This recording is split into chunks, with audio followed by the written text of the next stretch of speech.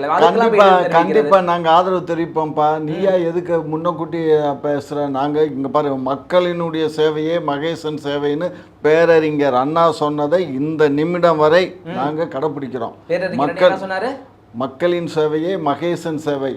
இறைவனுக்கு செய்யற சேவை மக்களுக்கு பேசுறீங்க. ஆமா, நாங்க பேசுவோம். மக்கள் திராவிட கொள்கையில தான் நாங்க எல்லாமே மக்களுக்கு நாங்க சேவை செஞ்சா மக்களை நாங்க இறைவனா பாக்குறோம் சொல்றோம். அவ்வளவுதான். சரி, இவ்வளவு நாள் வாய்க்கிலேயே பேசுனீங்க. முதலமைச்சர் வாயே திறக்கல, மேகதாது விஷயமா ஒண்ணுமே பேசல.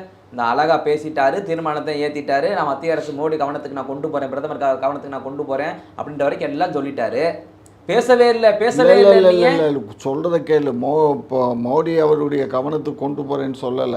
சட்டமன்றங்களை தீர்மானம் நிறைவேற்றிருக்கோம். இந்த தீர்மானங்கள் கொண்டு போனாரா இல்லையா? மோடி கிட்ட பிரதமரிடம் கொண்டு போய் பேசினாரா இல்லையா? எப்போ?